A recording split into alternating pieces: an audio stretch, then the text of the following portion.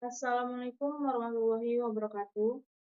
Perkenalkan nama saya Fitri Romsa Romsana S, NPM 22351089 dari kelas 5F.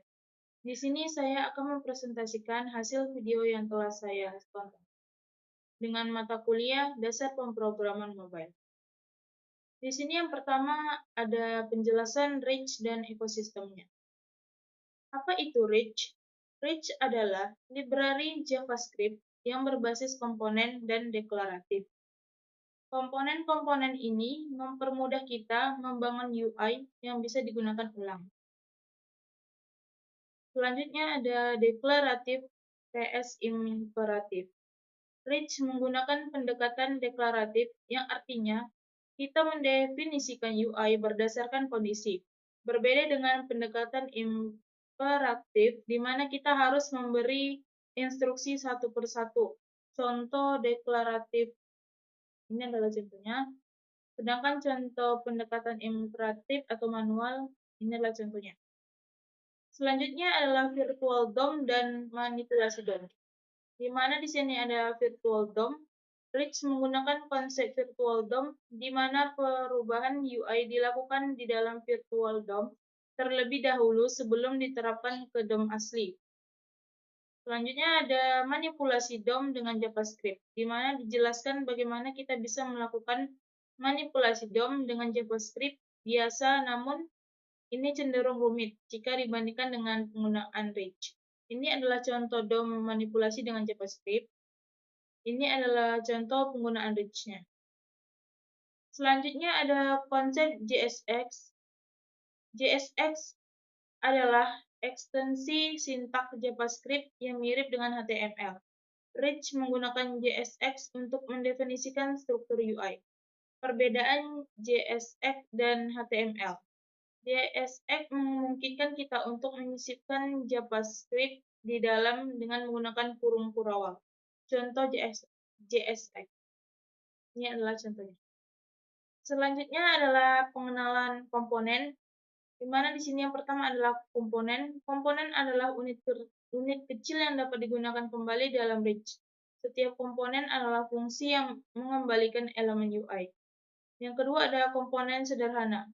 Sebuah komponen sederhana hanya berisi satu elemen, tetapi bisa juga sangat kompleks. Yang ketiga, nested komponen.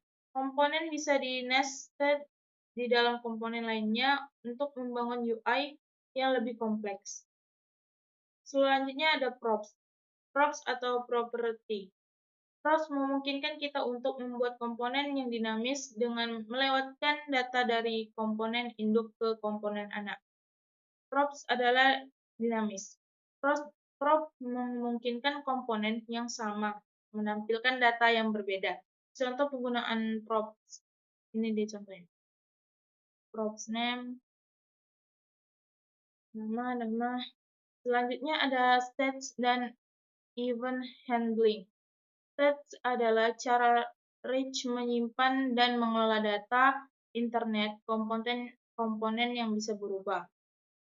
Ada event handling, kita bisa menambahkan event handler seperti on-click untuk membuat komponen yang interaktif. Contoh penggunaan stat dan event handling. Ini adalah contohnya, menggunakan on-click. Selanjutnya ada pengenalan komponen Rich. Dijelaskan bahwa aplikasi Rich dibangun dari komponen. Komponen adalah elemen dari user interface atau UI yang memiliki logika dan tampilan sendiri. Komponen bisa sekecil elemen HTML seperti tombol atau paragraf, atau bisa sebesar halaman penuh.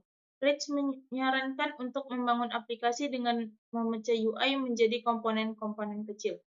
Ini adalah contoh kode sederhana komponen Rich. Ini adalah komponen sederhana yang hanya menghasilkan tombol dalam Rich. Komponen seperti ini disebut function komponen karena dibangun dengan menggunakan fungsi JavaScript function. Selanjutnya ada komposisi komponen, di mana komposisi besar bisa disusun dari beberapa komponen kecil. Misalnya pada sebuah toko online, tampilan produk mungkin terdiri dari beberapa komponen, gambar produk, deskripsi, dan tombol. Ini adalah contoh kode komponen, komposisi komponen. Pada contoh ini, komponen produk terdiri dari 3 komponen kecil. Yang pertama ada produk image, ini produk image. Yang kedua ada produk deskripsi dan add toker button, yang masing-masing mengelola bagian UI tertentu. Selanjutnya ada ukuran komponen yang tepat. Ukuran komponen bisa sangat kecil atau sangat besar, tergantung dari perancangannya. Namun, komponen yang terlalu besar memiliki banyak tanggung jawab yang dapat membuatnya sulit digunakan kembali atau reusability, dan lebih kompleks untuk dikelola dalam tim. Contoh komponen terlalu besar. Komponen large komponen ini contohnya, large komponen ini terlalu besar karena mencangkup banyak elemen UI dan fungsionalitas seperti promosi, gambar, dan tombol checkout. Ini membuat komponen ini tidak bisa digunakan kembali di tempat lain. Selanjutnya ada reusable komponen dan props. Cara membuat komponen reusable dengan memanfaatkan props. Dengan menggunakan props, kita bisa membuat komponen yang dapat menerima data dari luar sehingga dapat digunakan sebagai konteks. Contoh komponen reusable dengan props. Ini adalah contohnya. Pada contoh di atas ini, komponen button menerima color dan teks sebagai props, sehingga bisa digunakan untuk membuat tombol dengan tampilan yang berbeda. Selanjutnya ada lifting state up atau mengangkat state ke komponen parent. Jika beberapa komponen membutuhkan akses ke start yang sama, state tersebut perlu diangkat ke komponen induk atau parent komponen. Proses ini disebut lifting state up. Contoh lift step up ini dia.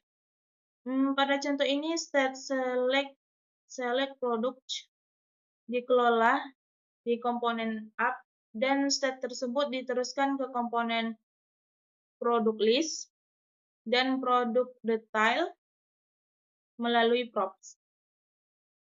Selanjutnya ada stateless component. Stateless component adalah komponen yang tidak memiliki state internal dan hanya bergantung pada props untuk menampilkan data. Komponen ini biasanya kecil dan lebih mudah digunakan kembali. Contoh stateless component. Komponen header tidak memiliki state dan hanya menampilkan title yang diterima oleh props. Selanjutnya ada komponen composition. Komponen composition adalah teknik untuk menyusun aplikasi dengan cara memecah UI menjadi komponen kecil yang dapat digunakan kembali dengan memanfaatkan children. Kita bisa membuat kontainer yang fleksibel untuk mengisi konten yang berbeda. Ini adalah contoh penggunaan children. Pada contoh ini, komponen model adalah kontainer yang bisa menerima konten apapun melalui children. Sekian dari presentasi saya. Apabila ada kesalahan, mohon dimaafkan. Wabillahi taufiq wal hidayah. Wassalamualaikum warahmatullahi wabarakatuh.